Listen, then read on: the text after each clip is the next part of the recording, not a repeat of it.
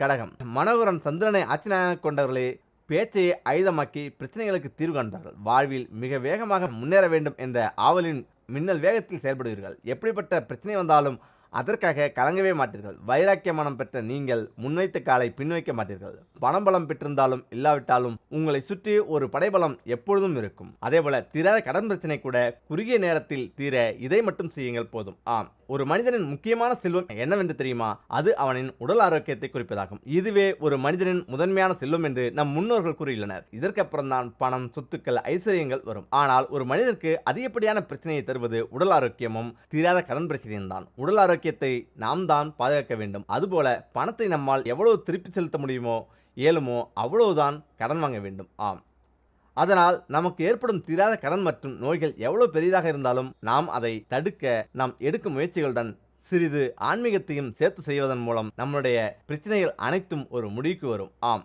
அதிகமாக கடன் வாங்கி வைத்துக்கொண்டு அதை கட்ட முடியாதவர்களும் வீட்டில் உள்ளவர்கள் நோய் நொடியால் அவதிப்பட்டு கொண்டிருப்பதை பார்த்து மனம் மருந்துபவர்களும் நாள் நட்சத்திரம் பார்த்து சரியான கிழமைகளில் பூஜை பரிகாரங்கள் செய்வதன் மூலம் இந்த பிரச்சனையில் இருந்து நாம் விடுபடலாம். ஒருவரிடம் கடன் வாங்கும்போது ஹஸ்தம் நட்சத்திரத்தில் அவர்களிடம் எப்பொழுதும் கடன் வாங்கக்கூடாது. கடனை திருப்பி செலுத்தவும் கூடாது. அப்படி நாம் கடன் வாங்கும் பட்சத்தில் அந்த கடன் மேலும் மேலும் வளர்ந்து பெருகி நாம் அடைக்க முடியாத அளவுக்கு மிகப்பெரிய கடன் சுமையாக மாறிவிடும். ஆகையால் ஹஸ்த நட்சத்திரத்தில் கடன் வாங்குவதை தவிர்க்க வேண்டும் என ஜோதிட சாஸ்திரங்கள் கூறுகின்றன. அதேபோல உங்களுக்கு இருக்கும் கடன் சிறியதாக இருந்தாலும் சரி, பெரிய அளவிலான கடனாக இருந்தாலும் சரி, கடனை திருப்பி அடைப்பதற்கு செவ்வாய்க்கிழமை உகந்த நாளாக இருக்கும். செவ்வாய்க்கிழமை தினத்தன்று செவ்வாய் ஓரையில் நீங்கள் வாங்கிய கடனை திரும்ப செலுத்தும் பொழுது கடன் தொல்லையில் இருந்து விடுபடலாம். அதுபோல செவ்வாய்க்கிழமையில் செவ்வாய் ஓரையில் தீராத நோய் உள்ளவர்கள் வைத்தியம் பார்த்தால் கூட நோய்கள் தீர்ந்துவிடும் என சாஸ்திரங்கள் கூறுகின்றன.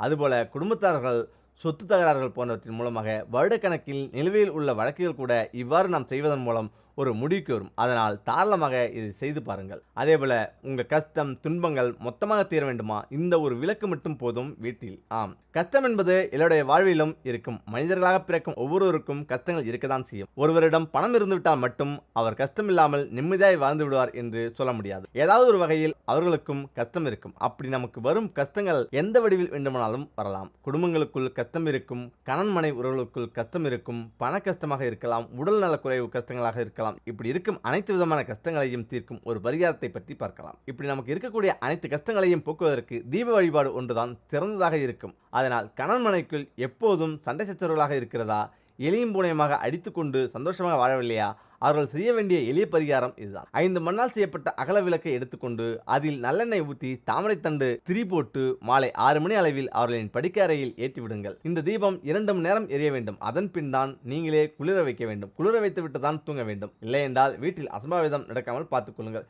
அதே போல எப்படி நாம் இந்த தீபத்தை படுக்கை அறையில் ஏற்றுவது குறித்து ஒரு சிலருக்கு சந்தேகம் வரலாம். ஆனால் நீங்கள் தாராளமாக இந்த தீபத்தை படுக்கை அறையில் ஏற்றி வைக்கலாம். நாம் படுக்கை அறையில் நாம் கண்களுக்கு புலப்படாத வகையில் இருக்கும் எதிர்மறை ஆற்றல்களை இந்த தீபம் அழித்துவிடும். ஆகையால் உங்கள் படுக்கை அறையில் இந்த தீபத்தை ஏற்றும் பொழுது பஞ்சபூதங்களையும் மனதார நினைத்து வேண்டிக் கொண்டு தொடர்ந்து 48 நாட்கள் படுக்கை அறையில் இந்த தீபம் ஏற்றினால் கணவன் மனைவி இருவருக்கும் இடையில் ஒரு ஒற்றுமை ஏற்படும், அந்யோன்யம் கூடும். அதேபோல அன்னபூரணி, மேலும் நம் வீட்டில் இருப்பவர்களுக்கு உடல்நலக் கோளாறு ஏற்பட்டு அவதிப்படுகிறார்கள் என்றால், வீட்டில் சமைத்த சாப்பாட்டை வீட்டில் உள்ளவர்கள் விருப்பமில்லாமல் சாப்பிடுகிறார்கள், இதுபோன்ற பிரச்சனைகள் வந்தால் என்ன செய்ய வேண்டும் தெரியுமா? ஒரு மண்ணால் செய்யப்பட்ட அகல் விளக்கை எடுத்துக்கொண்டு அன்னபூரணி தாயாரை மனதார நினைத்து சமையலறையில் பெண்கள் இந்த விளக்கை ஏற்றி 48 நாட்கள் தொடர்ந்து இந்த பரிகாரத்தை செய்து வந்தால் உங்கள் வீட்டில் ஒருபோதும் உணவுக்கு தட்டுப்பாடு இருக்காது. வீட்டில் இருப்பவர்களும் ஆரோக்கியமாக இருப்பார்கள்.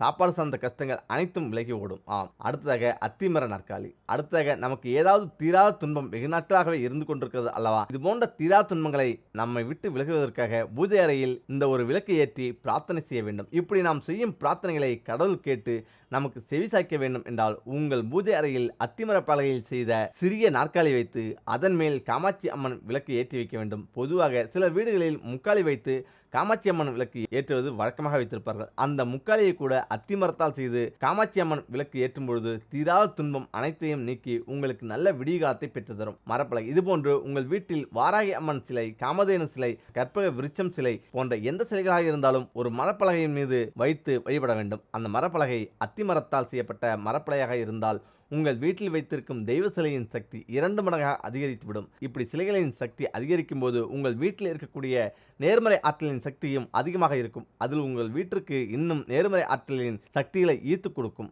இப்படி உங்கள் வீடு முழுவதும் நேர்மறை ஆற்றல் நிறைந்திருக்கும் பொழுது அங்கு எந்தவிதமான கஷ்டமும் துன்பங்களும் வராது, இருக்கிற கஷ்டங்களும் ஓடிவிடும். அதேபோல வீட்டில் அதிர்ஷ்டம் தரும் ஒலிகள் என்னென்ன? இந்த சத்தம் எல்லாம் வீட்டில் கேட்டால் துரதிர்ஷ்டம் நீங்கி அதிர்ஷ்டம் கதவு திறக்குமாம். ஆம், வீடு எப்பொழுதும் அமைதியாக இருப்பது நல்லது கிடையாது. வீட்டில் இருப்பவர்களின் மகிழ்ச்சி சத்தங்களால் மட்டுமே உறுதி செய்யப்படுகிறது.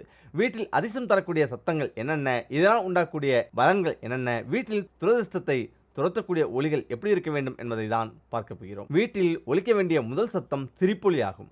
மகிழ்ச்சியான இல்லங்களில் லட்சுமி குடியிருப்பதாக சாத்திரங்கள் கூறுகின்றன. அழுகை சத்தம் இல்லாமல் சிரிப்பு சத்தம் கேட்கும் இல்லங்களில் மகாலட்சுமி மகிழ்ச்சியுடன் குடியிருப்பாள். இதனால் தான் அழுகை இருக்கும் இல்லங்களில் தனவரவு தடைபடுகிறது. கணவனால் மனைவி அழுவதும் பெற்றோர்களால் பிள்ளைகள் அழுவதும் கூடாது. எப்பொழுதும் ஒருவருக்கு ஒருவர் அனுசரித்து விட்டு கொடுத்து அந்யோன்யமாக மகிழ்ச்சியாக இருக்க வேண்டும். அப்பொழுதுதான் வருமானமும் அதிகரிக்கும். அதனால் அதிர்ஷ்டமும் வந்து சேரும். வீட்டில் கேட்க வேண்டிய மற்றொரு சட்டம் வளையல் ஓசையாகும். பெண்களை கண்ணாடி வளையல் அணிந்து கொள்ள சொல்வதும் இதனால்தான். வளையல் அணியாத பெண்கள் முந்தைய காலத்தில் கிடையாது. ஆனால் இப்பொழுது வளையல் ஒரு இடைஞ்சலாக இருக்கிறது என்று யாரும் போடுவது கிடையாது. மெட்டல் வளையல்களை காட்டிலும் கண்ணாடி வளையல்களில் இருக்கும் உருவாக்கக்கூடிய சத்தம் குடும்பத்திற்கு அதிர்ஷ்டத்தை ஏற்படுத்துமாம். எப்பொழுதும் வளையலோசை குடும்பத்தில் கேட்டுக்கொண்டே இருக்குமாறு பார்த்து கொள்ளுங்கள். அதிர்ஷ்டம் உங்களை தேடி வரும். அதேபோல மரக்கலங்களில் இருந்து இசைக்கப்படும் இசை, ஒலிக்கப்படும் ஒலி போன்றவற்றையும் குடும்பத்திற்கு அதிர்ஷ்டத்தை கொடுக்குமாம். வீடுகளில் மரத்தினால் ஆன இசை ஒலிகளை எழுப்பக்கூடிய அலங்காரங்களை செய்யலாம். மரத்தினால் ஆன இசைக்கருவிகளையும் வாங்கி அழகிற்கு வைக்கலாம். இப்படி அமைக்கப்படும் இல்லங்களில் குபேரவாசம் இருக்கும். இவர்களுக்கு தங்கு தடை இல்லாத வருமானம் இருக்கும். குடும்பத்தில் சில்லறை நாணயங்கள் உடைய சத்தமும் கேட்க வேண்டும். குறிப்பாக பூஜை அறையில் இந்த சத்தம் கேட்குமாறு வைத்திருந்தால் மகாலட்சுமி வாசம் குறைவில்லாமல் இருக்கும். துரதிர்ஷ்டங்கள் நீங்கி அதிர்ஷ்டங்கள் வருவதற்கு சில்லறை நாணயங்களை ஒரு கண்ணாடி பவுலில் போட்டு பூஜை அறையில் வைத்துக் கொள்ளுங்கள். நாணயங்களை கொண்டு விக்கிரகங்களுக்கு அர்ச்சனை செய்வது, அன்றாட செலவுகளுக்கு அதிலிருந்து நாணயங்களை எடுத்து பயன்படுத்துவது போன்றவை தொடர்ந்து செய்து வந்தால் அந்த குடும்பத்தில் அதிர்ஷ்டம் வரும் என்கிற நம்பிக்கை உண்டு. குடும்பத்தில் மழலை செல்வத்தின் சத்தம் கேட்டால் குறைவில்லாத அதிர்ஷ்டம் வரும் என்பது எல்லோரும் அறிந்தது. பிள்ளை பேறு உண்டாவது என்பதே இந்த மிகப்பெரிய விஷயமாக மாறிவிட்டது. குழந்தை செல்வம் கிடைக்காதா என்று மருத்துவமனைகளையும் ஆலயப்படிகளையும் அதிகம் ஏறுவோர் உண்டு. இந்த மழலை செல்வத்தின் ஓசை கேட்டுக்கொண்டே இருக்கும் இல்லங்களில் துரதிர்ஷ்டங்கள் ஓடிவிடும். சகல சௌபாக்கியங்களும் உண்டாக எப்பொழுதும் மழலை செல்வத்தின் ஓசையை கேட்க வேண்டும். குழந்தைகளை அழ வைக்காமல் அவர்களை சிரிக்க வைத்து அந்த ஓசையை வீடு முழுக்க நிரப்ப வேண்டும். இதனாலும் அதிர்ஷ்டம் உங்களை தேடி வரும். அதே நேரம் இந்த 3 மாற்றங்களை கண்டிப்பாக செய்யுங்கள். வாஸ்து சாஸ்திரத்தின்படி வீட்டின் திசை மற்றும் அதன் வடிவமைப்பில் சில விஷயங்களில் சிறப்பு கவனம் செலுத்த வேண்டும். வாஸ்து நிபுணர்களின் கூற்றுப்படி வீடு கட்டும் போது வாஸ்து விதிகளை புறக்கணித்தால் எதிர்மறை ஆற்றல் வீட்டில் தங்குவதற்கு அதிக வாய்ப்புகள் உள்ளதாம். அத்தகைய சூழ்நிலைகளை நீங்கள் எதிர்கொண்டிருந்தால் வீட்டில் உள்ள வாஸ்து தோஷங்களை நீக்கி எதிர்மறை ஆற்றலை புகுத்துவதற்கு வீட்டில் சில மாற்றங்களை செய்ய வேண்டும். வாஸ்து சாஸ்திரத்தின்படி வீட்டின் வழிபாட்டிற்கு மிகவும் பொருத்தமான திசை வடகிழக்கு, கிழக்கு, வடக்கு மூலை. வீட்டின் கோயில் எப்போதும் கிழக்கு வடக்கு அல்லது கிழக்கு வடக்கு கோணத்தில் இருக்க வேண்டும். மேலும் கோயில் சற்று உயரத்தில் இருக்க வேண்டும். இத்தகைய முறையில் நீங்கள் உங்கள் வீட்டு வழிபாட்டு அறையை அமைக்கவில்லை என்றால் மாற்றி அமைப்பது சிறந்தது. கடிகாரம். வீட்டில் கடிகாரம் சரியான இடத்தில் நிறுவப்படவில்லை என்றால் வாழ்க்கையில் பல நிதி சிக்கல்கள் எழுவதற்கு வாய்ப்புள்ளதாம். வாஸ்துபடி வீட்டில் கடிகாரத்தை மேற்கு அல்லது தெற்கு திசையில் வைக்கக்கூடாது. அதே நேரத்தில் கடிகாரத்தை கிழக்கு அல்லது வடக்கு திசையில் வைக்கலாம். கடிகாரத்தை தப்பான திசையில் நீங்கள் வைத்திருந்தால் உடனே வாஸ்துபடி மாற்றிவிடுங்கள். துளசிக்கு தனி முக்கியத்துவம் உண்டு. வீட்டின் முற்றத்தில் துளசி செடியை நட வேண்டும் என்று வாஸ்து சாஸ்திரத்தில் கூறப்பட்டுள்ளது. இது தவிர வீட்டின் கிழக்கு அல்லது கிழக்கு வடக்கு திசையில் துளசி செடியை வைப்பது மங்களகரமானதாக கருதப்படுகிறது. இவ்வாறு துளசி செடியை நடுவதன் மூலம் பொருளாதார பிரச்சனைகள் நீங்கும்.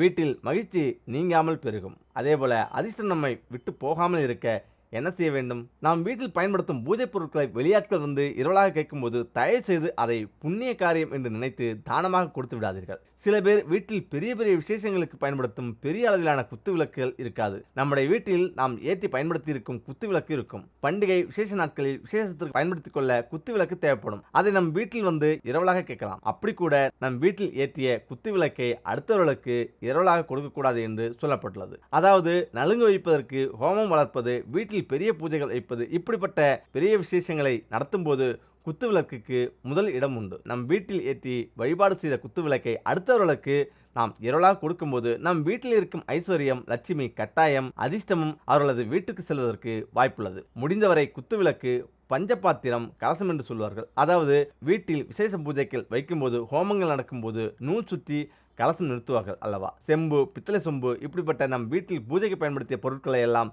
எக்காரணத்தை கொண்டும் அடுத்தவர்கள் வீட்டு விசேஷத்திற்கு இரவல் கொடுப்பது அவ்வளவு சரியான முறையல்ல. உங்கள் வீட்டில் இருக்கும் நேர்மறை ஆற்றல் அவர்கள் வீட்டிற்கு சென்றுவிடும். பழுதான பழைய பூஜை சாமான்களை கடையில் கொடுத்துவிட்டு அதற்கு பதிலாக வேறு பொருட்களையோ அல்லது காசாகவோ வாங்கிக் கொள்ளலாம்.